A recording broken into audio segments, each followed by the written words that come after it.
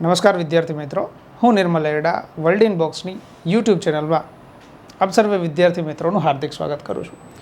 મિત્રો, કમ્પ્યુટર આની સિરીઝ ચાલે છે અને જે અંતર્ગત આપણે ઘણા જ બધા સેશન તમે મારી સાથે ભણી ચૂક્યા છો. અત્યાર સુધીની વાતો જે કમ્પ્યુટર રિલેટેડ થઈ ગઈ છે, સિલેબસ રિલેટેડ, જેના લેક્ચર તમે ભરી ચૂક્યા છો. તો કમ્પ્યુટરનો બેઝિક અર્થ જોયો છે, થોડીક વ્યાખ્યાઓ જોઈ, કમ્પ્યુટરનો ઇતિહાસ જોયો, કમ્પ્યુટરમાં કરંટ અફેર, આર્ટિફિશિયલ ઇન્ટેલિજન્સ આનું જોયું, કમ્પ્યુટરની મહત્ત્વની 5 પેઢીઓ આને આપણે તૈયાર કરી, વિથ ડિટેલ તૈયાર કરી, કરંટ અફેર સાથે તૈયાર કરી. ત્યારથી આગળ કમ્પ્યુટરના પ્રકારો જોયા કે જેના અંતર્ગત આપણને analog computer, micro computer, mini computer, આ બધા જ કમ્પ્યુટરના પ્રકારો. સૌથી વધારે અગત્યનો પ્રકાર જે હતો કમ્પ્યુટરનો કે જેને આપણે સુપર કમ્પ્યુટર કીધું, તો આને આપણે જોયું છે. ઘણી બધી આઈટી કંપનીઓ પણ આપણે જોઈ ગયા કે જેના હેડક્વાર્ટર હોય, સ્થાપના હોય, એના સીઈઓ હોય, આ બધી ચર્ચાઓ કરીશ. ત્યારથી આગળ લાસ્ટ લેક્ચરને યાદ કરો કે લાસ્ટ લેક્ચરની અંદર આપણે જે વસ્તુ ભણ્યા એ છેલ્લા લેક્ચરની અંદર આપણે ઇનપુટ ડિવાઇસ આને આપણે જોઈ ગયા કે જેની અંદર કીબોર્ડ હોય, માઉસ હોય, પેરિફેરલ્સ ડિવાઇસ હોય. ત્યારથી આગળ touch pad, touch screen, OMR machine, આ બધા જ સાધનો કે જે ઇનપુટ ડિવાઇસમાં આવે છે એની ચર્ચાઓ કરી. સાથે સાથે જતાં જતાં આઉટપુટ ડિવાઇસ આને આપણે ભણી ચૂક્યા હતા. મોનિટર છે, પ્રિન્ટર છે, પ્લોટર છે, આ જે બધી વસ્તુ, LCD, LED, આ બધી વસ્તુના ફૂલ ફોર્મ સાથે જોયું. ત્યાર પછી CPU આને આપણે જોઈ ચૂક્યા છીએ. આ બધા જ લેક્ચર છે યુટ્યુબમાં ફ્રી બેચ અંતર્ગતના પ્લે લિસ્ટમાં કમ્પ્યુટર વિષયની અંદર પડેલા છે, બરાબર. તો એ લેક્ચર આપણે અગાઉ જોઈ ચૂક્યા છીએ. બીજું કે લાસ્ટ લેક્ચરની સાથે સાથે આપણે બધા જ લેક્ચરમાં ક્યાંક ક્યાંક ફૂલ ફોર્મ પણ જોતા રહીએ છીએ, ક્યાંક શોર્ટકટ કી વગેરે પણ જોઈએ છીએ, ક્યાંક કરંટ અફેરે જોઈએ છીએ. એટલે બધી જ વસ્તુ એક સાથે આપણી તૈયાર થતી જાય છે. આ સેશનની અંદર આપણે આટલી વસ્તુ જોઈ ગયા છીએ, એટલે આ સેશનની અંદર આપણે એક નવો ટોપિક ભણવો છે. અને આ ટોપિક જે આપણે અત્યારે હાલ ભણવો છે એનું નામ છે કમ્પ્યુટર સોફ્ટવેર. કમ્પ્યુટરમાં તમે 2 ટર્મ ઘણી બધી વખત ભણો છો, ઘણી બધી વખત તમે એને યાદ રાખો છો. ઉદાહરણ તરીકે તમે આને ધોરણ 9થી ભણતા આવો છો અને પહેલો લેક્ચર કમ્પ્યુટરનો આપણે જે યુટ્યુબની અંદર ભણ્યો એની અંદર આપણે હાર્ડવેર આને આપણે જોઈ ગયા કે હાર્ડવેર એટલે શું. તો એ આપણને અગાઉથી ખબર છે કે કમ્પ્યુટરના એવા વિભાગો જેને જોઈ શકાય તથા સ્પર્શ કરી શકાય, એટલે હાર્ડવેરને કમ્પ્યુટરનું શરીર આવું કીધું છે. સોફ્ટવેર એટલે શું કે જે અત્યારે ટોપિક આપણે ડિટેલમાં ભણવો છે. ત્યારે તો આપણે ખાલી વ્યાખ્યા લીધી હતી, અત્યારે આપણે આને ડિટેલ ભણવો છે. તો સોફ્ટવેર એટલે શું? તો કમ્પ્યુટરના એવા વિભાગો જેને જોઈ શકાય પરંતુ તમે એને સ્પર્શ ન કરી શકો. ઉદાહરણ તરીકે તમે અત્યારે જે પ્લેટફોર્મ ઉપર મને જુઓ છો યુટ્યુબ, તો આ યુટ્યુબ એક સોફ્ટવેર છે. તમે એને જુઓ છો પણ એને સ્પર્શ ન કરી શકો. તમે એમ કહો અમે સર તમને અડી લીધા, આમ તો એ તમે મને નથી અડતા, તમારી સ્ક્રીનને અડો છો. તો સ્ક્રીન જે છે એ હાર્ડવેર છે. જ્યારે તમે મને જે પ્લેટફોર્મમાં જુઓ છો યુટ્યુબમાં, આ યુટ્યુબ છે સોફ્ટવેર છે. તો આવો જ સોફ્ટવેર જે છે એ સોફ્ટવેરને આપણે ડિટેલમાં અત્યારે ચર્ચા કરવી છે કે સોફ્ટવેર છે કમ્પ્યુટરમાં કયા કયા પ્રકારના હોય છે. અને આ બધા જ સોફ્ટવેર છે એમાંથી કેવા કેવા પ્રશ્નો રિસન્ટલી યા તો જૂની પરીક્ષાઓની અંદર પૂછાઈ ગયા છે. પહેલી વસ્તુ એ કે સોફ્ટવેર એટલે કમ્પ્યુટરના એવા વિભાગો જેને જોઈ શકાય પરંતુ એને સ્પર્શ ન કરી શકાય. એટલે આપણે એને કમ્પ્યુટરની આત્મા આવું નામ આપીએ છીએ ટેકનિકલ ભાષામાં. હવે સોફ્ટવેર છે ને એ ઘણા બધા પ્રકારના છે. ઉદાહરણ તરીકે તમે એક સોફ્ટવેરનો પ્રકાર પાડી શકો છો, સિસ્ટમ સોફ્ટવેર. આવો, આ એક મુખ્ય પ્રકાર છે. આની જેમ હજી એક મુખ્ય પ્રકાર કહી શકાય સોફ્ટવેરનો. પહેલો છે સિસ્ટમ સોફ્ટવેર. બીજો જે પ્રકાર આપણે ભણીશું એને આપણે કહીશું એપ્લિકેશન સોફ્ટવેર. તો કમ્પ્યુટરની અંદર 2 પ્રકારના મુખ્ય સોફ્ટવેર હોય, સિસ્ટમ સોફ્ટવેર અને એપ્લિકેશન સોફ્ટવેર. આના સિવાય ઘણા બધા અલગ સોફ્ટવેર હોય, જેમ કે એક પ્રકાર હોય એને કહેવાય રિટેલ સોફ્ટવેર. એક પ્રકાર હોય જેને કહેવાય ગ્રુપ વેર સોફ્ટવેર.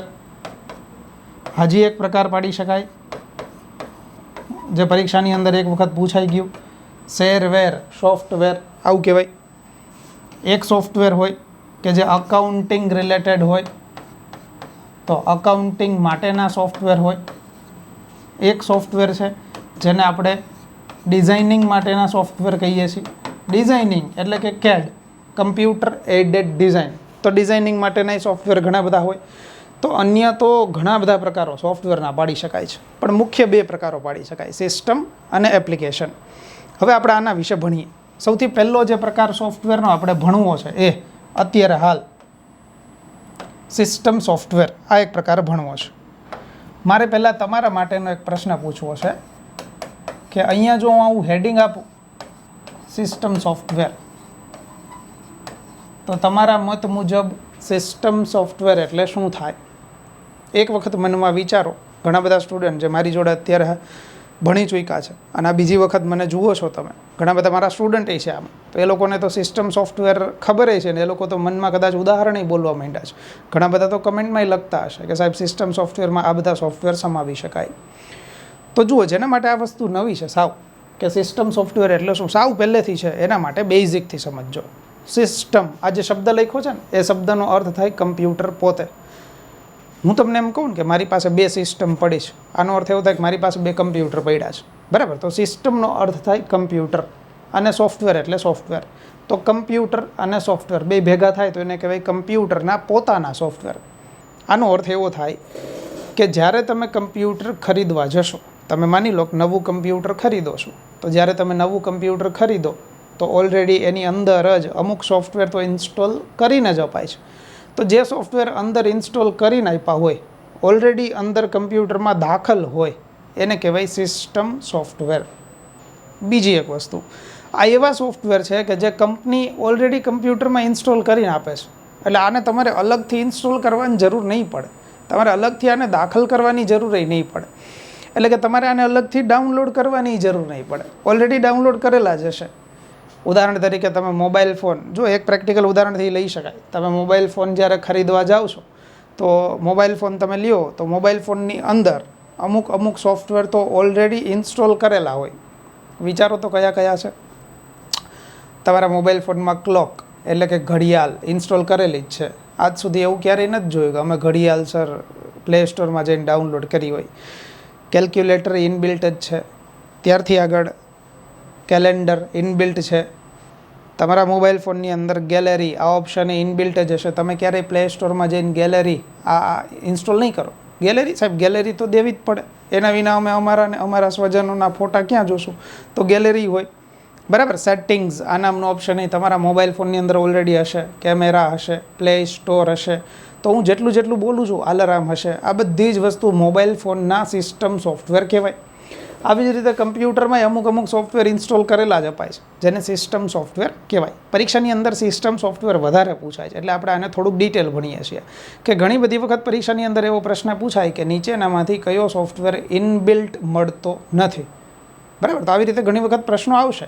તો એવા સોફ્ટવેર કે જેના કારણે એવા સોફ્ટવેર કે જે તમારે કમ્પ્યુટરમાં અલગથી ઇન્સ્ટોલ કરવાની જરૂર નથી પડવાની, એ ઓલરેડી ઇન્સ્ટોલ કરીને જ આપશે કંપની પોતે. તો જ્યારે તમે નવું કમ્પ્યુટર ખરીદશો તો કમ્પ્યુટરમાં આવા સોફ્ટવેર બધા ઇન્સ્ટોલ કરેલા જ હશે, ઇનબિલ્ટ જ હશે. ઉદાહરણ તરીકે, મારે આમ તો તમારી પાસેથી લિસ્ટ જોઈએ છે, પણ તમારી બધાની કમેન્ટ આવતા વાર લાગે ને ખોટું સેશનને વધારે લાંબુ કરવું, એના કરતાં તમે મને લખીને આપતા જાઓ. જોડે બધા જ સોફ્ટવેર હું અહીંયા લખતો જઈશ, તમારે એમાં ક્રોસ વેરીફાઈ કરતું જવાનું છે, બરાબર? કયા સોફ્ટવેર કમ્પ્યુટરમાં ઇનબિલ્ટ હોય, તો જો હું પહેલાં બહુ સામાન્યથી લઈશ, બરાબર, બધાને સમજાઈ જાય એના માટે. ઉદાહરણ તરીકે માય કમ્પ્યુટર. તમને ખબર છે કે માય કમ્પ્યુટર જે છે ને એ તો કમ્પ્યુટરમાં ઇન્સ્ટોલ કરેલું જ હોય ઓલરેડી, બરાબર? અને માય કમ્પ્યુટરને તમે કંઈક આવું નામે આપો છો, ધીસ પીસી. તો માય કમ્પ્યુટરને સિસ્ટમ સોફ્ટવેર કહેવાય. જેવી રીતે માય કમ્પ્યુટર હોય એવી રીતે માય ડોક્યુમેન્ટ હોય, તો આઈ ઇનબિલ્ટ હોય. આની જેમ જ માય પિક્ચર આઈ હોય. યસ, તમારા બધાની કમેન્ટ આવે છે. જેમ કે ક્લોક, ઘડિયાળ તો આપણા કમ્પ્યુટરમાં હશે જ. ઉદાહરણ તરીકે કેલેન્ડર, તો આ હશે. તો કેલેન્ડર ઇન્સ્ટોલ કરેલું જ હોય. જેવી રીતે ક્લોક આપ્યું છે, કેલેન્ડર આપ્યું છે, એવી રીતે તમે બોલી જ ગયા છો કેલ્ક્યુલેટર, તો આ પણ ઇન્સ્ટોલ કરેલું અપાય છે. તો જુઓ, આ બધા જ સામાન્ય સોફ્ટવેર લીધા છે. થોડાક અલગ સોફ્ટવેર જે ઇન્સ્ટોલ કરેલા હોય, ઓલરેડી અંદર આપેલા જ હોય, તો નોટપેડ હોય. ત્યારથી આગળ પેઇન્ટ આ હોય. ત્યારથી આગળ એક શબ્દ છે જેને આપણે આવી રીતે બોલતા હોય, ફાયર વોલ આ હોય. ત્યારથી આગળ એક વસ્તુ ઇન્સ્ટોલ કરેલી હોય, ડિસ્ક ક્લીનઅપ આ હોય. ત્યારથી આગળ એક આ હોય. હમણાં આના બધા વિશે વાત કરવાનું છું, ક્યાંય મૂંઝાતા નહીં. કમાન્ડ પ્રોમ્પ્ટ આ બધી જ વસ્તુ ઇન્સ્ટોલ કરેલી હોય. પહેલાં આટલા સોફ્ટવેરને સમજી લઈએ, પછી આગળ બીજા સોફ્ટવેર હજુ ઘણા છે એને હું લખીશ, જોતા જાઓ. સિસ્ટમ સોફ્ટવેરની વાત ચાલે છે. મેં તમને એવું કીધું કે આ એવા સોફ્ટવેર છે જે કમ્પ્યુટરમાં ઓલરેડી ઇન્સ્ટોલ કરેલા અપાય છે. કંપની પોતે આને દાખલ કરીને આપે છે. ઉદાહરણ તરીકે માય કમ્પ્યુટર. માય કમ્પ્યુટર છે ને એક પ્રકારનો આઇકન છે. આ માય કમ્પ્યુટર આઇકન તમે સૌએ કમ્પ્યુટરમાં જોયેલો છે. તમે આને ડેઇલી બેઝિસ ઉપર ઘણી બધી વખત કદાચ ઓપન કરતા હશો. યાદ એવું રાખવું છે, આ બધાને ખબર છે, આખા ગામને ખબર છે, ચવાઈ ગયેલો પ્રશ્ન છે. માય કમ્પ્યુટર તો ઇનબિલ્ટ જ હોય, પણ માય કમ્પ્યુટરના 2 ફેક્ટ યાદ રાખજો કે માય કમ્પ્યુટરને ધીસ પીસી આવું નામે અપાઈશ. બીજી એક વસ્તુ સૌથી વધારે ઇમ્પોર્ટન્ટ ફેક્ટ આપું છું, યાદ રાખજો કે માય કમ્પ્યુટર છે એ માઇક્રોસોફ્ટ દ્વારા વર્ષ 1995 આ વર્ષથી કમ્પ્યુટરની અંદર ઇન્ટ્રોડ્યુસ કરાયું છે. 1995ની અંદર માઇક્રોસોફ્ટ દ્વારા એક ઓપરેટિંગ સિસ્ટમ આપી હતી, જે ઓપરેટિંગ સિસ્ટમનું નામ માઇક્રોસોફ્ટે રાખ્યું હતું વિન્ડોઝ 95. આ વિન્ડોઝ 95 જે વર્ઝન આપ્યું હતું, જે આવૃત્તિ આપી હતી માઇક્રોસોફ્ટે, આ આવૃત્તિથી માઇક્રોસોફ્ટ દ્વારા પ્રથમ વખત માય કમ્પ્યુટર છે એને ઇન્ટ્રોડ્યુસ કરાયું. 1995 પહેલાં માય કમ્પ્યુટર નહોતું. 1995 પહેલાં માઇક્રોસોફ્ટની ઓપરેટિંગ સિસ્ટમ તો હતી, એટલે કે માઇક્રોસોફ્ટના સોફ્ટવેર તો હતા, પણ એમાં માય કમ્પ્યુટર નહોતું. બરાબર. તો માય કમ્પ્યુટર કયા વર્ષથી કમ્પ્યુટરની અંદર શરૂ થયું છે? તો આવું યાદ રાખીશું, વર્ષ 1995. આ વર્ષથી માય કમ્પ્યુટર છે એ પ્રથમ વખત કમ્પ્યુટરની અંદર દેખાય છે. તો માય કમ્પ્યુટરની વાત આપણે એવી કરતા હતા કે આ ઇનબિલ્ટ છે, સિસ્ટમ સોફ્ટવેર છે, તો આપણને યાદ રહેશે. ત્યારથી આગળ લખ્યું છે માય ડોક્યુમેન્ટ. તમે જે કમ્પ્યુટરની અંદર કોઈ ફાઇલ બનાવો છો એ ઓટોમેટિક જે જગ્યાએ સેવ થશે એ માય ડોક્યુમેન્ટ આની અંદર થશે. તો આ પણ ઇનબિલ્ટ હોય. માય પિક્ચર, તમે જે પેઇન્ટની અંદર ચિત્ર બનાવો છો ને એને સેવ કરો છો, જો એનું લોકેશન તમે પર્ટિક્યુલર રાખો છો તો ઠીક છે, પણ જો તમે નથી રાખતા તો એ ઓટોમેટિક માય પિક્ચર આ જગ્યાએ આ ફોલ્ડરમાં સ્ટોર થઈ જશે. ત્યારથી આગળ છે ક્લોક. તો ઘડિયાળ હોય જ, ઇનબિલ્ટ જ હોય, આ બધાને ખબર છે.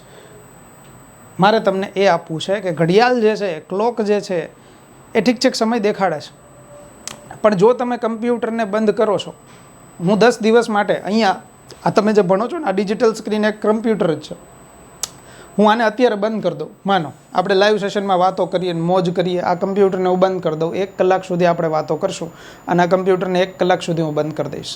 1 કલાક પછી હું આને ચાલુ કરીશ, તો આ કમ્પ્યુટરમાં જ્યાં ક્યાંય પણ મને તારીખ દેખાડાતી હશે, આ તારીખ જ્યારે મેં કમ્પ્યુટર આને બંધ કર્યું ત્યારની હોવી જોઈએ કે જ્યારે હું આને ચાલુ કરીશ ત્યારે, એટલે કે કરંટ ડેટ હોવી જોઈએ. તો જ્યારે બંધ કરો ત્યારની હોય કે કરંટ હોય? તો જવાબ આવે સર જ્યારે તમે કમ્પ્યુટર ચાલુ કરશો ને ત્યારની તારીખ હોય, જ્યારે બંધ કરો ત્યારની ન આવે સર. તમે તમારી ઘરે જે લેપટોપ છે એને રાત્રે તમે બંધ કરો છો ને બીજા દિવસે સવારે ઓપન કરો છો, ચાલુ કરો છો, તો તમારું લેપટોપ છે ને બીજા દિવસની જે તે દિવસની તારીખ દેખાડે છે, જે તે દિવસનો સમય દેખાડે છે. એ ગઈકાલે રાત્રે બંધ કર્યું ત્યારનું નથી દેખાડતું. એની પાછળનું કારણ એવું છે કે તમારા અને મારા બધાના કમ્પ્યુટરની અંદર યાદ રાખજો એક સેલ આપણે રાખેલો છે. તમારા અને મારા બધા કમ્પ્યુટરની અંદર એક સેલ રાખેલો છે, અને આ સેલ જે છે આપણા બધાના કમ્પ્યુટરની અંદર એનું નામ આવું કંઈક છે, CMOS, જેને કહેવાય સિમોઝ સેલ. આપણે ઘડિયાળ જે છે ઘડિયાળનો સેલ તમે જોયો છે બહુ નાનો આવે છે, આ બહુ નાના સેલથી થોડોક મોટો સેલ અત્યારે કમ્પ્યુટરમાં ચાલે છે, CMOS. તો આ સિમોઝ સેલનું કામ શું છે? તો યાદ રાખીશું કે તમારા અને મારા બધાના કમ્પ્યુટરમાં સતત તારીખ અને સમય અને અપડેટ જે કરતું રહેશે ને એ આ સેલ કરતું રહેશે, સિમોઝ નામનો સેલ. તો આ એક પ્રકારની બેટરી છે, તમારા લેપટોપમાંય હશે, મારા લેપટોપમાંય હશે, આ સ્ક્રીન જે તમે જુઓ છો એમાંય પાછળ હશે. ઠીક છે, આને આપણે ખોલીને જોવી નથી કે સાહેબ સેલ ક્યાં છે, બરાબર, પાછું આપણાથી ફિટ ન થાય, પણ આ સેલ જે છે ને એ બધાના કમ્પ્યુટરમાં હશે. આપણે તો આટલું યાદ રાખવું છે કમ્પ્યુટરમાં તારીખ અને સમય કોણ બદલે છે? તો સિમોઝ બદલે છે. વધારામાં આ સિમોઝ છે ને એનું પોતાનું પૂરું નામ થાય છે. આ તમારે મને કોમેન્ટ બોક્સમાં આપવાનું છે, હું હમણાં થોડી વારમાં જોઈશ. તો સિમોઝનું પૂરું નામ મને આપી દો. તો વાત ચાલતી હતી ક્લોકની કે ઘડિયાળ છે ને સર સિસ્ટમ સોફ્ટવેર છે, કારણ કે ઇનબિલ્ટ હોય. પછી છે કેલેન્ડર. તો કેલેન્ડર એ તમને ખબર જ છે સ્વાભાવિક રીતે જે મોબાઈલ ફોનમાં હોય એમ કમ્પ્યુટરમાં હોવું જ જોઈએ. કેલ્ક્યુલેટર પણ હોય, આ તમને યાદ રહેશે જ. પછી લખ્યું છે નોટ પેઇડ. નોટપેડ વિશેની પણ મારે તમને થોડીક વાતો કરવી છે. ઉદાહરણ તરીકે નોટપેડ જે છે ને એનું નામ તમે વાંચો ને તોય તમને ખબર પડી જાય નોટપેડ. તો તમને એવી સુવિધા નોટપેડની અંદર મળશે કે જેમાં તમે બધી જ માહિતી લખીને રાખી શકો છો. આ બાબતથી તમે ભલી ભાંતિ પરિચિત છો. તમને બધાને ખબર છે કે તમે તમારા મોબાઈલ ફોનની અંદર ઘણી બધી વસ્તુ યાદ રાખવા માટે ક્યાંક લખીને સ્ટોર કરી દો છો. ઠીક છે કે હવે તો ચલણ એવું આવી ગયું છે કે તમારા અંગત મિત્ર જે હોય યા તો તમારી અંગત કોઈ ફ્રેન્ડ હોય એની ચેટમાં જઈને તમે યાદ રાખવાની વસ્તુ લખીને આવતા રહ્યો છો. પણ એક સોફ્ટવેર આપણા મોબાઈલ ફોનની અંદર મળે છે જેને કહેવાય કીપ નોટ. તો કીપ નોટની અંદર છે ને લોકો જનરલી પોતાના મહિનાના ખર્ચા એની અંદર લખીને રાખતા હોય. પેટ્રોલ જ્યારે પુરાયું હોય તે ક્યારે પુરાયું, ઓઇલ ચેન્જ કર્યું, તો આવી રોજબરોજની વાતો એમાં લખીને રાખતા હોય કે જેમાં બધી વસ્તુ યાદ રહી જાય. તો એ નોટ સ્વરૂપે સ્ટોર રહે. તો કમ્પ્યુટરમાં એ બધી જ વસ્તુ નોટ્સ સ્વરૂપે તમારે સાચવવી છે તો નોટપેડ આ સોફ્ટવેરનો ઉપયોગ થાય. એટલે આની અંદર ફક્ત ને ફક્ત તમે લખાણ સ્વરૂપની માહિતી રાખી શકશો. આની અંદર કોઈ પણ ફોટો કે વિડીયો સ્ટોર ન થાય. એટલે યાદ રાખવું છે કે નોટપેડ જે છે ને એ લખાણ સ્વરૂપનો સોફ્ટવેર છે, ટેક્સ્ટ એડિટર સોફ્ટવેર છે. ફક્ત લખાણ સ્વરૂપની માહિતી આવે. તો નોટપેડ છે એ કમ્પ્યુટરમાં ઇનબિલ્ટ હોય એટલે એને સિસ્ટમ સોફ્ટવેર કહેવાય. ધોરણ 9થી જેને તમે જોતા આવો છો એ છે પેઇન્ટ. અહીંયા કમ્પ્યુટરના સોફ્ટવેરના પેઇન્ટની વાત થાય છે કે તમે એની અંદર ચિત્રો દોરી શકો છો, તો એ પણ ઇનબિલ્ટ હોય છે. ત્યારથી આગળ છે ફાયરવોલ. ફાયરવોલ આ જે નામ લખ્યું છે ને એના નામ ઉપરથી જ કદાચ તમને ખબર પડશે કે ફાયરવોલ એટલે શું. તો જુઓ, ફાયરનો અર્થ થાય આગ, વોલનો અર્થ થાય દિવાલ. તો માની લો કે તમારી પાસે કોઈ કમ્પ્યુટર હોય તો આ કમ્પ્યુટરની ફરતે કોર અગ્નિ સ્વરૂપી જે દિવાલ રચાઈ જાય, કમ્પ્યુટરની ફરતે કોર અગ્નિ સ્વરૂપે જે દિવાલ રચાઈ જશે આને તમે ફાયરવોલ કહી શકો. હે સાહેબ, આવું હોય કાંઈ? કમ્પ્યુટરની ફરતે કોર અગ્નિ સ્વરૂપે દિવાલ રચાય એને ફાયરવોલ થોડી કહેવાય? કન્સેપ્ટ તો એ જ છે મિત્રો, યાદ રાખજો, આવું જ કહેવાય. અચ્છા, તમને એક વસ્તુની ખબર છે કે તમારા કમ્પ્યુટરમાં એક ભય છે. તમારા કમ્પ્યુટરની અંદર એક વસ્તુ પ્રવેશી શકે એનો ભય હોય જેને આપણે વાયરસ આવું નામ આપીએ છીએ. તો વાયરસથી બચવા માટે જે સોફ્ટવેર આપણે દાખલ કરીએ છીએ ને, અલગથી ઇન્સ્ટોલ કરીએ છીએ ને, એનું નામ છે એન્ટીવાયરસ. એન્ટીવાયરસ સોફ્ટવેર એવો છે કે જેને તમારે ઇન્સ્ટોલ કરવો પડે, અલગથી નાખવો પડે, ઇનબિલ્ટ ન હોય. હે સાહેબ, તો અમે કદાચ એન્ટીવાયરસ સોફ્ટવેર અમારા કમ્પ્યુટરમાં દાખલ નહીં કરીએ તો એ અમારા કમ્પ્યુટરને શું સિક્યોરિટી નહીં મળે? તો હું એમ કહું પાયાની તો મળશે જ. અને તમે મનથી સહમત છો કે સાહેબ પાયાની સિક્યોરિટી તો મળવી જ જોઈએ. તો કમ્પ્યુટરમાં પાયાની સિક્યોરિટી જે આપે છે ને એનું નામ છે આ ફાયરવોલ. તો એનું નામ એટલા માટે લીધું છે કે તમારા કમ્પ્યુટરમાં એન્ટીવાયરસ નહીં હોય તોય તમારા કમ્પ્યુટરને ફરતે કોર આભાસી રીતે એક અગ્નિ સ્વરૂપી દિવાલનું પ્રોટેક્શન મળતું રહેશે. એટલે એનું નામ રાખ્યું છે ફાયરવોલ. તો કમ્પ્યુટરમાં કોઈ પાયાની સિક્યોરિટી આપતું હોય તો એને ફાયરવોલ કહેવાય. પછી અહીંયા લખ્યું છે ડિસ્ક ક્લીનઅપ. આ જે વસ્તુ લખી છે એને આપણે સમજી લઈએ કે કમ્પ્યુટરમાં એક સોફ્ટવેર ઇનબિલ્ટ છે જેનું નામ છે ડિસ્ક ક્લીનઅપ. ડિસ્ક ક્લીનઅપ જે છે એના નામ ઉપરથી જ ખબર પડે. ડિસ્ક એટલે તમારા કમ્પ્યુટરની મેમરી, હાર્ડ ડિસ્ક. ક્લીનઅપ એટલે એને સાફ કરવાનું કામ. તો જો તમારા કમ્પ્યુટરમાં કોઈ વધારાની ફાઇલ છે, કોઈ નકામી ફાઇલ છે, કોઈ બિનજરૂરી ફાઇલ છે, કોઈ વાયરસવાળી ફાઇલ છે, વધારાની, નકામી, બિનજરૂરી, વાયરસવાળી, અનવોન્ટેડ, આ બધી ફાઇલો ઓટોમેટિક જે ડિલીટ કરી આપે ને એનું નામ છે ડિસ્ક ક્લીનઅપ. તો ડિસ્ક ક્લીનઅપ એ યાદ રાખીશું કમ્પ્યુટરમાં ઇનબિલ્ટ હોય એટલે એ સિસ્ટમ સોફ્ટવેરની અંદર ડિસ્ક ક્લીનઅપ આવે છે. પછી લખ્યું છે કમાન્ડ પ્રોમ્પ્ટ. તો કમાન્ડ પ્રોમ્પ્ટનું કામ શું છે? જેને જનરલી ઘણા બધા વિદ્યાર્થીઓએ કમેન્ટની અંદર આવું લખીને આપ્યું હતું, કમાન્ડ પ્રોમ્પ્ટને CMD આવું લખીને આપ્યું છે. તો CMD એટલે કમાન્ડ પ્રોમ્પ્ટ આ જ થાય. તમે તમારા કમ્પ્યુટરમાં બધી જ વસ્તુ ક્લિક કરીને તો કરો જ છો બધા કામ, પણ જો તમારે આ બધા જ કાર્યોને સીધા કમાન્ડ આપીને કરવા હોય ને તોય તમે કરી શકો છો.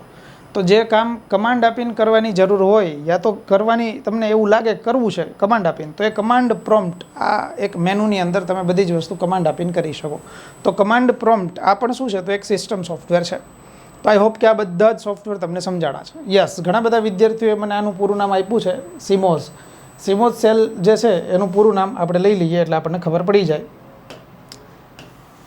સિમોઝ આનું પૂરું નામ ઘણા બધા આપ્યું છે, હું અહીંયા લખી દઉં છું, જોઈ લેજો. CMOS આનું પૂરું નામ આ થશે. C એટલે એને બોલાય કમ્પ્લિમેન્ટરી, M એટલે બોલાય મેટલ, O એટલે બોલાય ઓક્સાઇડ, અને S એટલે બોલાય સેમિકન્ડક્ટર.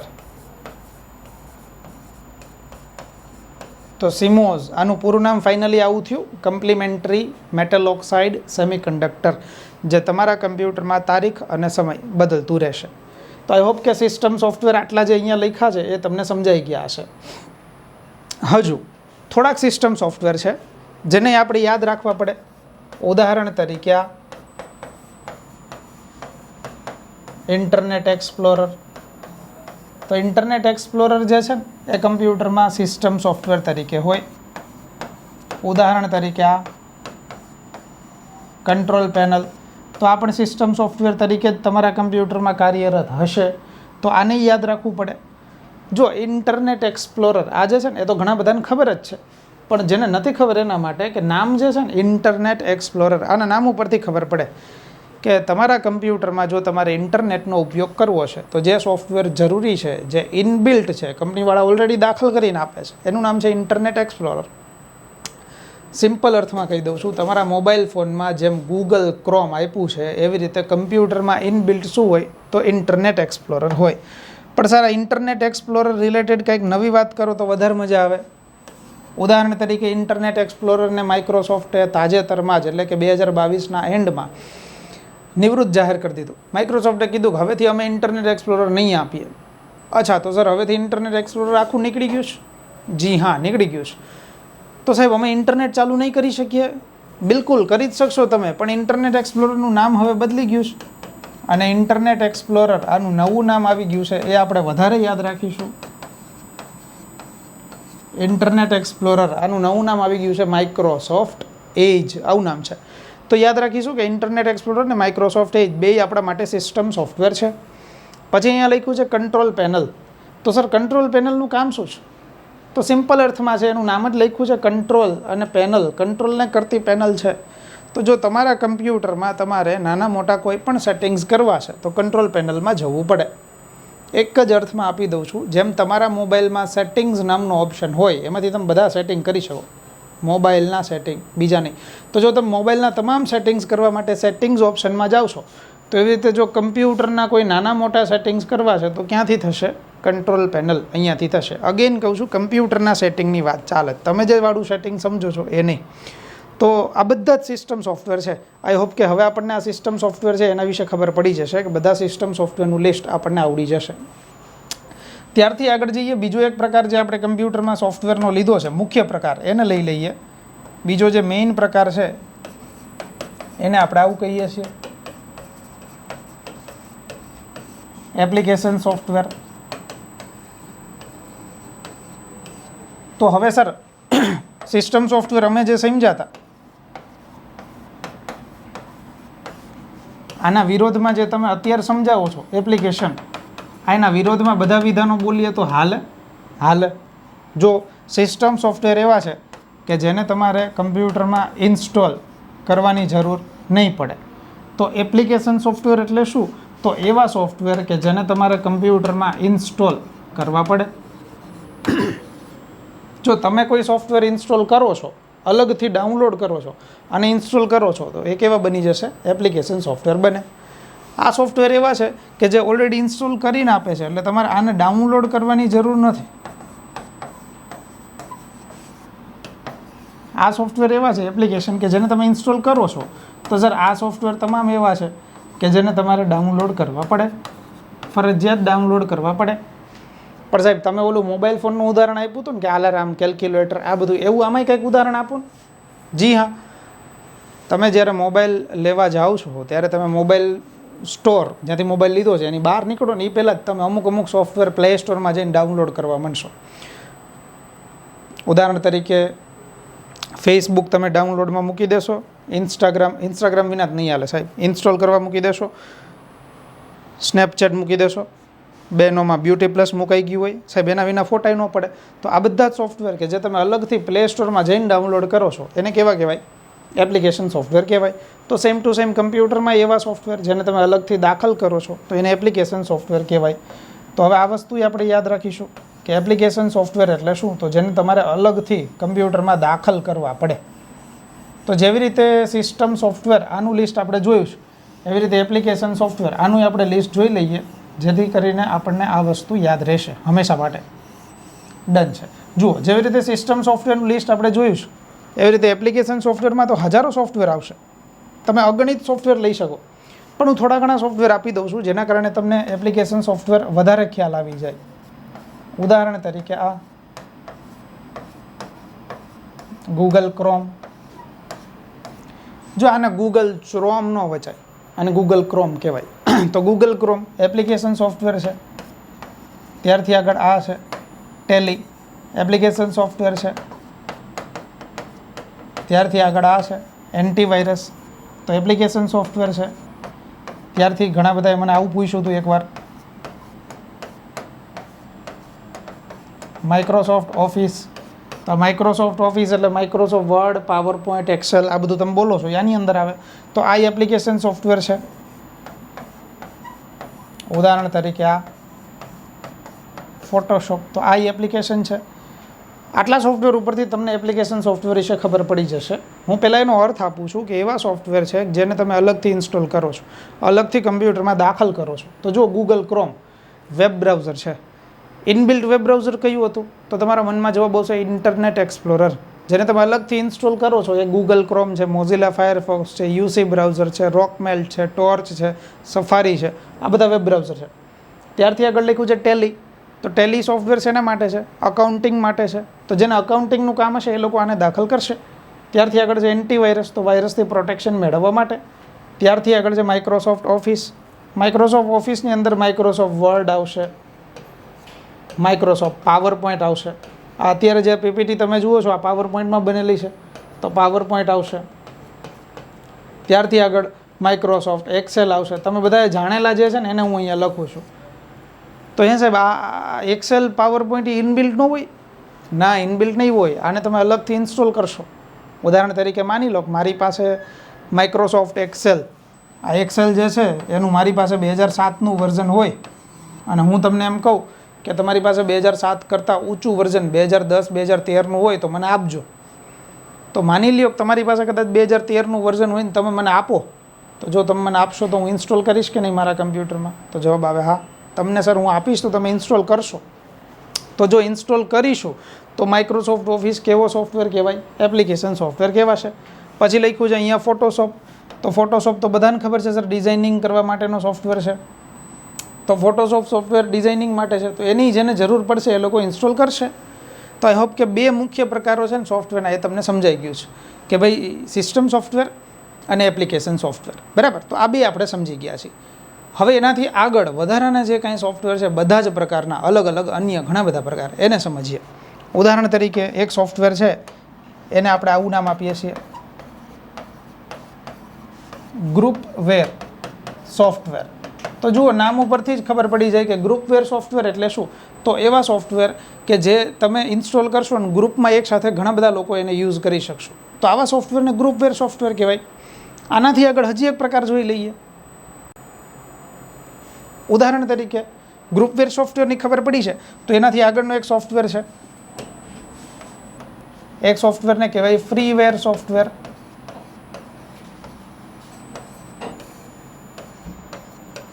તો જુઓ ફ્રીવેર સોફ્ટવેર એટલે શું? તો નામ ઉપરથી ખબર પડે કે એવા સોફ્ટવેર જે સર કમ્પ્યુટરમાં મફત મળતા હશે, ફ્રી ઓફ કોસ્ટ મળતા હશે. તો જે સોફ્ટવેર તમને મફત મળે છે એને તમે ફ્રીવેર સોફ્ટવેર કહી શકો. પણ સર ફ્રીવેરનું એકાદું ઉદાહરણ તો આપી દો. તો આ લ્યો ઉદાહરણ, જેમ કે એન્ટીવાયરસ. આ ઘણા બધા એન્ટીવાયરસ એવા છે જે ફ્રી મળે છે, જેમ કે VLC. તો VLC ફ્રી મળે છે. જેમ કે મોઝિલા ફાયરફોક્સ, તો આ ફ્રી મળે છે. સાહેબ એન્ટીવાયરસ તો સમજાઈ ગયું. આ VLC શું છે?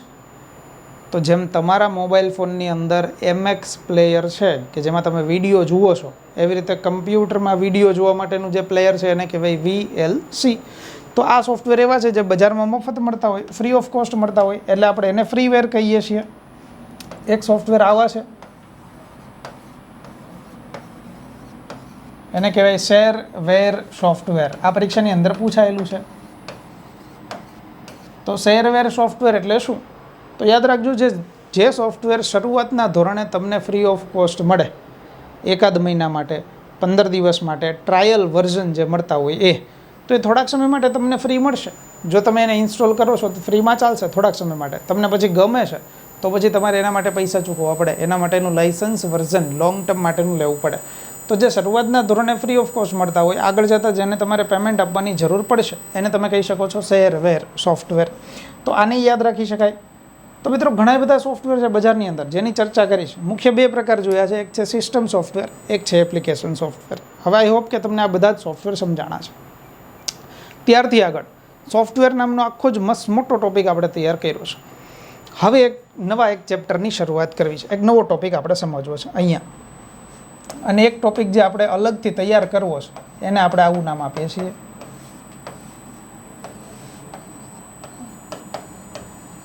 Operating system. આ ટોપિક ભણવો છે, બહુ વધારે ઇમ્પોર્ટન્ટ ટોપિક કહી શકાય. આખા કમ્પ્યુટરના વન લાઇનર જેટલા ક્વેશ્ચન છે ને એ બધા તમને ઓપરેટિંગ સિસ્ટમમાંથી મળશે. પહેલાંનો પ્રાથમિક અર્થ જોઈ લઈએ કે ઓપરેટિંગ સિસ્ટમ એટલે શું. અચ્છા, ઓપરેટિંગ સિસ્ટમ છે એનો અર્થ થાય કમ્પ્યુટરને ચલાવવા માટેના સોફ્ટવેર. જો એનું નામ વાંચશો ને ત્યાં ખબર પડશે, ઓપરેટિંગ સિસ્ટમ, ઓપરેટ કરવા માટેની સિસ્ટમ.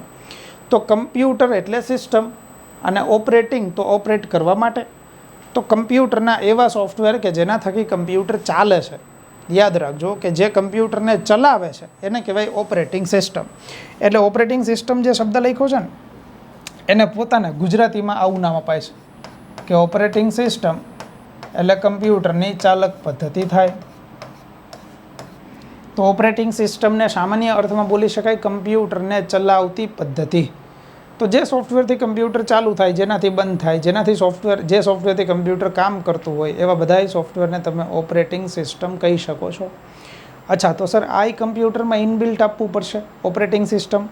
કારણ એવું છે કે એ તો કમ્પ્યુટરને ચલાવે છે, જો એ ઇનબિલ્ટ નહીં હોય તો કમ્પ્યુટર ચાલશે નહીં. તો તમે સાચા છો કે ઓપરેટિંગ સિસ્ટમ જે લખ્યું છે ને આ એક પ્રકારનો સિસ્ટમ સોફ્ટવેર છે, એટલે ઇનબિલ્ટ હોય. તો હવે સામાન્ય અર્થ ખબર પડી છે તમને, ઓપરેટિંગ સિસ્ટમ એટલે કમ્પ્યુટરને ચલાવતા સોફ્ટવેર થાય. ઓપરેટિંગ સિસ્ટમ જે છે એ બે પ્રકારની છે. પહેલો જે પ્રકાર છે એને આપણે CLI આવું નામ આપીએ છીએ, અને બીજા જે પ્રકારની ઓપરેટિંગ સિસ્ટમ છે એને કહેવાય GUI. તો જો બે પ્રકારની મુખ્ય ઓપરેટિંગ સિસ્ટમ હોય, તમે બધાય GUI આવ્યું ને એટલે મનમાં નામ બોલ્યા કે હા સાહેબ GUI તો ક્યાંક આવી ગયું છે અગાઉ. તો GUI જે છે ને એનું પૂરું નામ તો તમને બધાને ખબર છે, મારે નામ આનું જોઈએ છે CLI. હું GUIનું પૂરું નામ લખું છું ત્યાં સુધી મને CLIનું પૂરું નામ કોમેન્ટ બોક્સની અંદર આપી દો. જેમ કે GUI આવે તો આને આપણે GUIને બોલીએ છીએ ગ્રાફિકલ યુઝર ઇન્ટરફેસ, આવું કહીએ છીએ.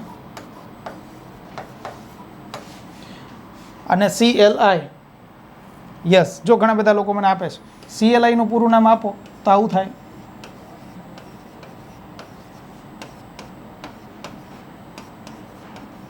Command line interface.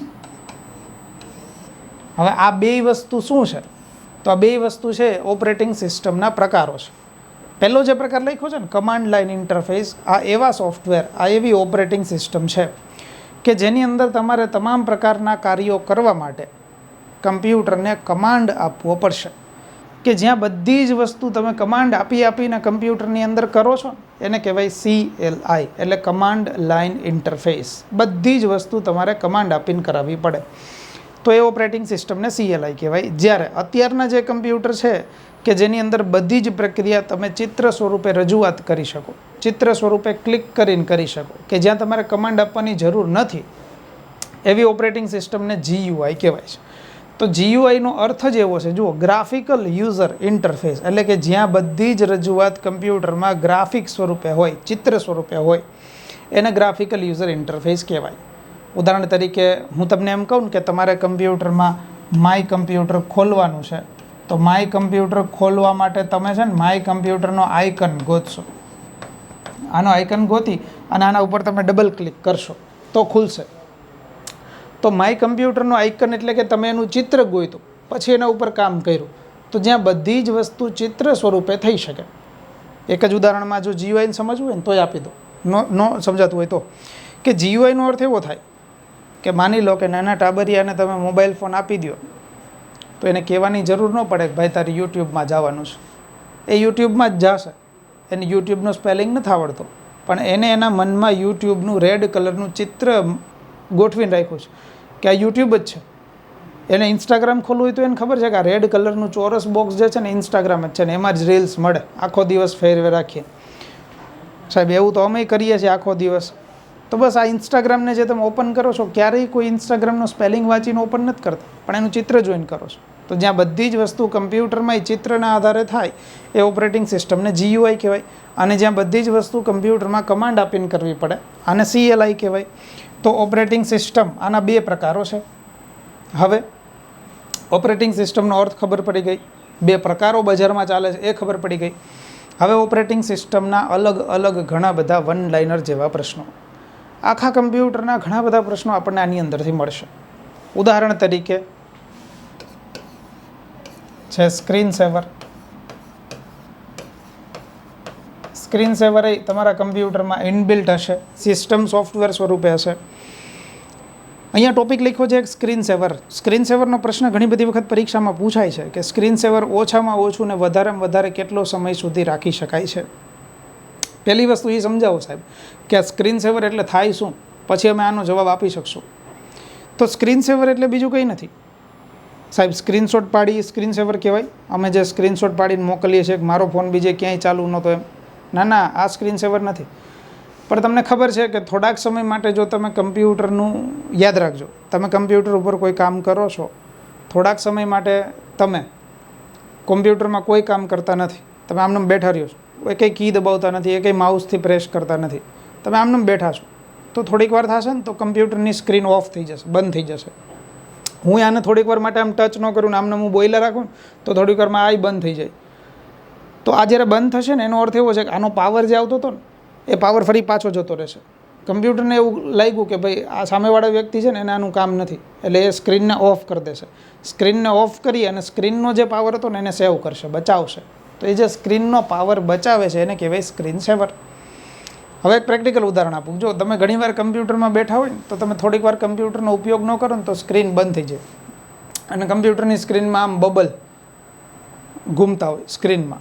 ઘણીવાર સ્ક્રીનમાં લાઈન જોઈ હોય, યા તો ઘણીવાર સ્ક્રીનમાં લોકોએ નામ લખીને રાખ્યા હોય, આમ સ્ક્રીનમાં રમતા હોય.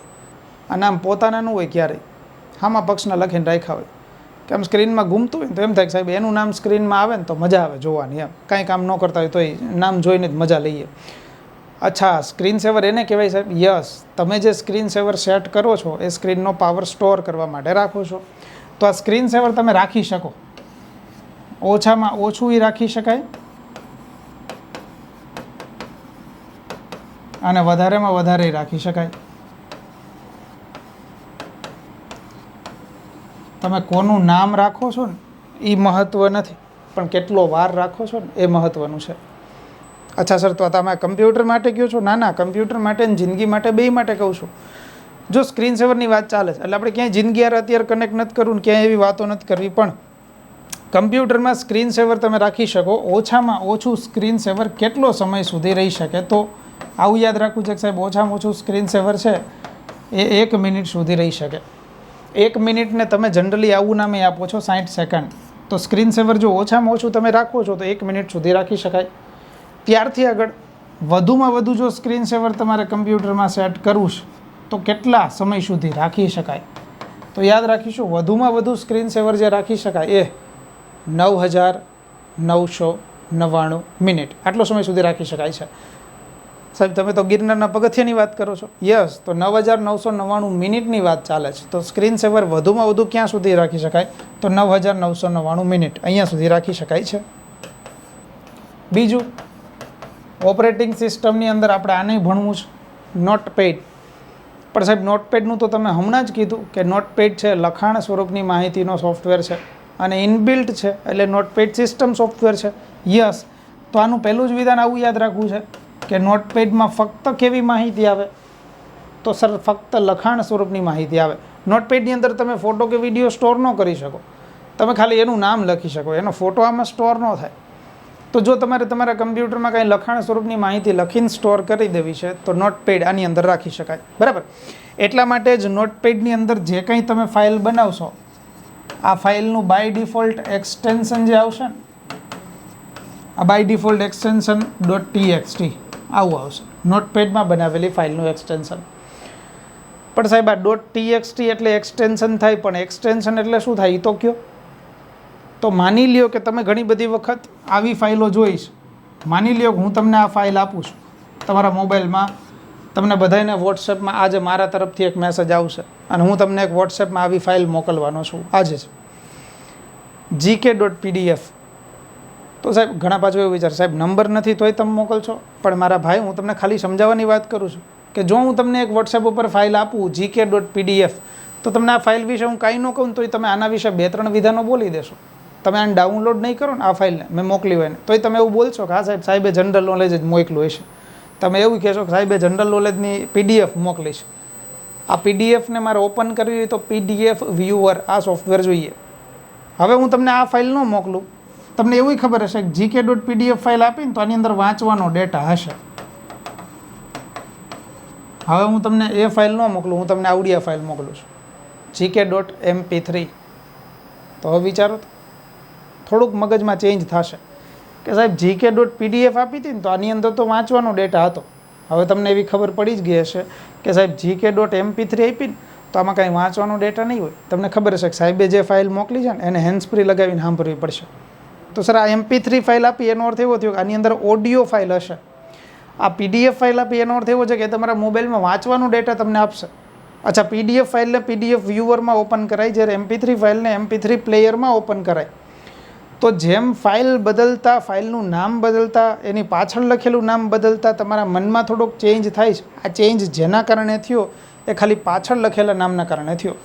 તો કોઈ પણ ફાઇલની પાછળ જે નામ લખાય છે એને કહેવાય ફાઇલનું એક્સટેન્શન. ફાઇલના એક્સટેન્શનથી શું ખબર પડે? તો જે તે ફાઇલના એક્સટેન્શનથી જે તે ફાઇલ શેમાં ઓપન થાય એ ખબર પડે. જે તે ફાઇલના એક્સટેન્શનથી જે તે ફાઇલમાં કેવો ડેટા હશે એ ખબર પડે. તો હવે હું તમને gk.txt જો હું આ ફાઇલ આપું છું, યાદ રાખજો, જો હું .txt વાળી ફાઇલ આપું તો તમને ખબર પડી જાય કે સર gk.txt છે તો txt એક્સટેન્શન તો નોટપેડમાં આવે છે. આનો અર્થ એવો છે કે સર gk.txt ફાઇલ નોટપેડમાં ઓપન થશે. તો હું તમને ત્યાં લઈ ગયો તો કે નોટપેડમાં જે ફાઇલ બનાવો છો એ ફાઇલનું એક્સટેન્શન શું આવશે? તો .txt આવશે. તો કોઈ પણ ફાઇલની પાછળ જે નામ લખાય છે, આ કોઈ પણ ફાઇલની પાછળ લખાતા નામને આપણે કહીએ છીએ એક્સટેન્શન. જેનાથી કોઈ પણ ફાઇલ, આની પ્રાથમિક માહિતી તમને મળશે. બરાબર, તો આઈ હોપ કે તમને એક્સટેન્શન સમજાઈ ગયું છે. અચ્છા સર, એક્સટેન્શન થોડુંક ધ્યાનથી વાંચવાનું છે કે અહીંયા મેં જે લખ્યું છે ને એ કોઈ પણ ફાઇલની પાછળ લખાતું નામ એટલે એક્સટેન્શન, આવું લખ્યું છે. આ એક્સનું ટેન્શન નથી લખ્યું. બરાબર, તો ક્યાંય પાસ્ટમાં જવાની જરૂર નથી. યાદ રાખજો, કોઈ પણ ફાઇલની પાછળ લખાતા નામને એક્સટેન્શન કહેવાય છે. તો નોટપેડમાં જે કંઈ ફાઇલ તમે બનાવશો, આ નોટપેડમાં બનાવેલી ફાઇલનું એક્સટેન્શન શું આવશે? તો .txt આવશે. તો આને યાદ રાખીશું. બરાબર, ત્યારથી આગળ આના જેવો જ હજી એક સોફ્ટવેર છે, એને ભણી લઈએ. ઇનબિલ્ટ સોફ્ટવેર આવે છે જેમ કે પેઇન્ટ. તો આ ઓપરેટિંગ સિસ્ટમની અંદર છે. તો પેઇન્ટ જે છે એનું કામ તો તમને બધાને ખબર છે કે પેઇન્ટનું કામ શું છે? તો નાના મોટા ચિત્રો દોરવાનું કામ છે, જેનાથી નાના મોટા ચિત્રો દોરી શકાય છે. બરાબર, તો નાના મોટા ચિત્રો દોરવા માટેની ફાઇલ છે. હવે જો પેઇન્ટની અંદર તમે કોઈ ચિત્ર દોરો છો તો એનું એક્સટેન્શન છે આવું આવશે, .bmp. તો .bmp એક્સટેન્શન આવે ને તો સમજી જવાનું કે આ પેઇન્ટની ફાઇલ છે અને BMPનું પૂરું નામ જે છે ને એ આવું બનશે, બીટ મેપ પિક્ચર, આવું નામ બનશે. બીજી એક વસ્તુ કે ઘણી વખત એક્સટેન્શન તમે પેઇન્ટમાં બનાવો છો ને તો આવું પણ જોવા મળશે, .png. તો સાહેબ PNG એટલે પાઇપ નેચરલ ગેસ થાય? નહીં, PNG એટલે પાઇપ નેચરલ ગેસ થોડું થાય. PNG એટલે પાઇપ નેચરલ ગેસ થાય, પણ અહીંયા કમ્પ્યુટરના આપણા કિસ્સામાં પાઇપ નેચરલ ગેસ નથી. આ PNG જે છે એ PNGનું પૂરું નામ આપણે આવું કરીએ છીએ,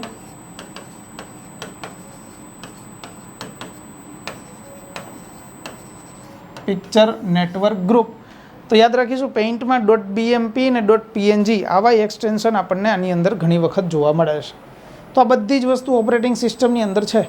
હજી ઘણી બધી ઓપરેટિંગ સિસ્ટમની વાતો કરવી છે, પણ આપણે જે વસ્તુ દર સેશનની અંદર ચર્ચા કરીએ એની કરવી છે અત્યારે, કે ભાઈ આપણે સેશનની અંદર દર વખતે થોડાક ફૂલ ફોર્મ આને જોઈએ છીએ. સાથે સાથે ઘણી બધી વખત આપણે શોર્ટકટ કી આને પણ શરૂઆત કરીએ છીએ. તો આજે જે જે ફાઇલના બધા એક્સટેન્શનો સમજ્યા, એવી જ રીતે આજના સેશનને આપણે ફૂલ ફોર્મ જોઈ લઈએ. ઉદાહરણ તરીકે પહેલું ફૂલ ફોર્મ આપણી સામે છે SQL. તો જો SQL આવે તો એનું પૂરું નામ આપણે આવું યાદ રાખશું.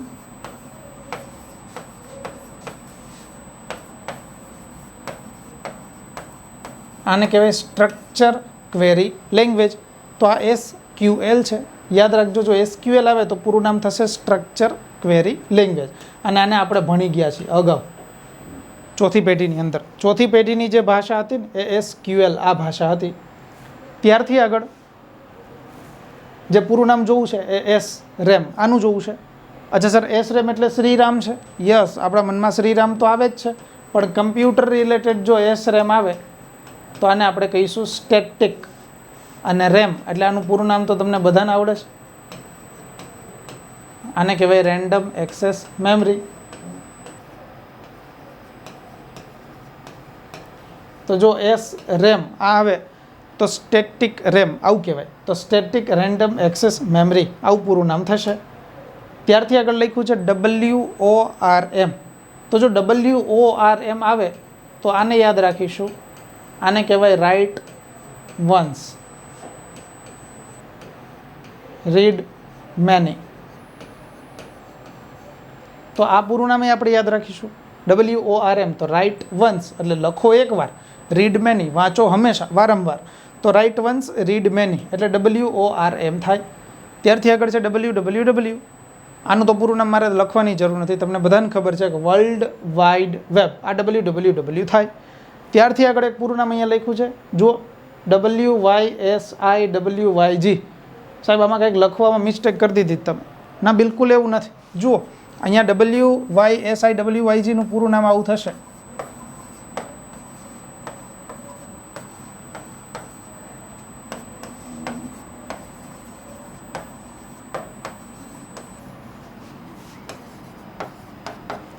આને કહેવાય vote you see is what you get. તમે જે જુઓ છો એ જ તમે મેળવશો. અહીંયા એકેય વ્યક્તિની વાત નથી, યાદ રાખજો. આપણે તો ભરતીની તૈયારી કરીએ છીએ એટલે what you see is what you get એટલે what you see is what you get. તમે જે જોશો એ જ તમે મેળવશો. તો આવું આનું પૂરું નામ થશે. પરીક્ષાની અંદર પૂછાઈ ગયેલું પૂરું નામ છે, તો આની યાદ રાખીશું. ત્યારથી આગળ એક શોર્ટકટ કી છે. ફૂલ ફોર્મ જોયા છે, હવે શોર્ટકટ કી જોઈએ છે, જેમ કે Ctrl-Alt-R. તો જો Ctrl-Alt-R જે છે ને આનો ઉપયોગ થશે કમ્પ્યુટરમાં આવો લોગો ઉમેરવા માટે. રજિસ્ટર્ડ આનો લોગો ઉમેરવો હોય. હું મારી પુસ્તક જે છે ને કમ્પ્યુટર નામની, એ કમ્પ્યુટરની પુસ્તકની હું ઉપર રજિસ્ટર લોગો ઉમેરી દઉં ને તો એ થઈ ગયું મારા નામે રજિસ્ટર છે. તો કોઈ પણ વસ્તુને જ્યારે તમારે રજિસ્ટર કરવી છે તો એનો લોગો ઉમેરવો હોય તો કમ્પ્યુટરમાં Ctrl-Alt-R આ શોર્ટકટ કી જોશે. ત્યારથી આગળ છે Ctrl-Shift અને ગ્રેટર ધેન. આ નિશાની જે છે ને એ ઘણાના નિશાની નહીં ખબર હોય, પણ આ નિશાની છે ને એને ગ્રેટર ધેન કહેવાય. જો આ ગ બને છે, આ થઈ ગયો ગ એટલે આને કહેવાય ગ્રેટર ધેન. તો ગ્રેટર ધેનની નિશાની આવે એની આગળ જો કંટ્રોલ અને શિફ્ટ છે તો આનું કામ શું થાય? તો કમ્પ્યુટરમાં તમે જે લખો છો ને એ અક્ષર એક એક પોઈન્ટ વધતા જાય. ઉદાહરણ તરીકે હું આવું એ લખું તો માની લો કે મેં આ એ લખ્યો છે, આને એક પોઈન્ટ મોટો કરવો હોય તો કંટ્રોલ શિફ્ટ ગ્રેટર ધેન દબાવે. વળી પાછું કંટ્રોલ શિફ્ટ ગ્રેટર ધેન કરશો ને તો એક પોઈન્ટ વધતું જશે. તો તમારા ફોન્ટની સાઇઝ એને ઇન્ક્રીઝ કરવી છે, વધારવી છે, તો કંટ્રોલ શિફ્ટ ગ્રેટર ધેન આ જોઈએ. તો હવે આ નિશાની જે છે એને લેસ ધેન કહેવાય. આને લેસ ધેન એટલા માટે કહેવાય કે આમ જો લ બને છે તો આવી રીતે. હે સાહેબ તમે આવું શીખડાવશો? ના, પણ જો આ લેસ ધેનની નિશાની છે તો જેવી રીતે કંટ્રોલ શિફ્ટ ગ્રેટર ધેનથી ફોન્ટની સાઇઝ એક એક વધતી જાય, એવી રીતે કંટ્રોલ શિફ્ટ લેસ ધેન એનાથી ફોન્ટની સાઇઝ એક એક શું થશે? ડિક્રીઝ થશે, એટલે ઘટતી જશે. તો આને યાદ રાખી શકાય. ત્યારથી આગળની શોર્ટકટ છે કંટ્રોલ શિફ્ટ પ્લસ. તો યાદ રાખીશું કંટ્રોલ શિફ્ટ પ્લસ આ શોર્ટકટ કી કેના માટે છે? તો આ છે સબસ્ક્રિપ્ટ, આના માટેની શોર્ટકટ કી છે. ઘણી બધી વખત પરીક્ષાની અંદર પૂછાયેલું છે કે સબસ્ક્રિપ્ટ માટેની શોર્ટકટ કી જણાવો. તો કંટ્રોલ શિફ્ટ પ્લસ એટલે કે કંટ્રોલ શિફ્ટ પ્લસ અને પ્લસ આવું બે વખત થશે, કેમ કે જો એક વખત તો પ્લસ છે જ. તો કંટ્રોલ શિફ્ટની સાથે જો પ્લસની નિશાની દબાવો તો સબસ્ક્રિપ્ટ છે. અને જો તમે કંટ્રોલ શિફ્ટ આની સાથે બરાબરની નિશાની કરો, કંટ્રોલ પ્લસ શિફ્ટ પ્લસ બરાબર આની નિશાની કરો, અહીંયા શિફ્ટ ઉમેરવું પડશે એટલે કંટ્રોલ શિફ્ટ પ્લસ બરાબરની નિશાની કરો તો આનો અર્થ થાય સબસ્ક્રિપ્ટ. તો જો સુપરસ્ક્રિપ્ટ કરવું છે તો કંટ્રોલ શિફ્ટ પ્લસ અને control shift is equal to કરો તો એનો અર્થ થાય સબસ્ક્રિપ્ટ. તો આ બે યાદ રાખીશું. ત્યારથી આગળ છે કંટ્રોલ શિફ્ટ અને સી. જેવી રીતે આર અહીંયા ઉમેરો તો એનો અર્થ થતો તો ક્યાંક ને ક્યાંક રજિસ્ટરનો લોગો ઉમેરવા માટે. એના માટે જો કોપીરાઇટનો લોગો તમારે ઉમેરવો છે કોઈ પણ જગ્યાએ તો આ શોર્ટકટ કી જોશે કંટ્રોલ શિફ્ટ અને સી. હું મારું લખાણ લખીને તમને આપું છું ને એમાં હું કોપીરાઇટનો લોગો ઉમેરી દઉં તો એનો અર્થ એવો થયો કે એમાં કોપીરાઇટ ઉમેરેલું છે. તો કોપીરાઇટ ઉમેરવા માટેની શોર્ટકટ કી જે છે એ કંટ્રોલ શિફ્ટ આર સી છે. એવી જ રીતે આ શોર્ટકટ કી આપણે જોઈ ગયા કંટ્રોલ અલ્ટર આર. તો આ કંટ્રોલ અલ્ટર આર જે શોર્ટકટ કી છે શેના માટે છે તો રજિસ્ટર આનો લોગો ઉમેરવા માટે છે. ક્લિયર? તો મિત્રો આ વાત હતી આપણા કમ્પ્યુટરના સેશનની. આઈ હોપ કે આ કમ્પ્યુટરના સેશનની અંદર સોફ્ટવેર આના બધા પ્રકારો આપણે જોયા. ઓપરેટિંગ સિસ્ટમ આને આપણે જોઈ લીધી. ઓપરેટિંગ સિસ્ટમ ચેપ્ટર હજુ બાકી છે, આપણે નેક્સ્ટ લેક્ચરમાં ફરી પાછા જોઈશું. અને ફૂલ ફોર્મ જોયા છે અને સાથે સાથે શોર્ટકટ કી આનું પણ નોલેજ મેળવ્યું છે. ક્લિયર? આવા જ વધારે ટોપિકને લઈને ફરી પાછું હું તમારી સામે ઉપસ્થિત થઈશ. જો તમને આ લેક્ચર ગમ્યો છે તમારે લાઇક કરી અને જવાનું છે. ક્લિયર? તો મળીશું નવા લેક્ચર સાથે. ત્યાં સુધી સૌને મારા એક સાથે જય હિન્દ, જય ભારત.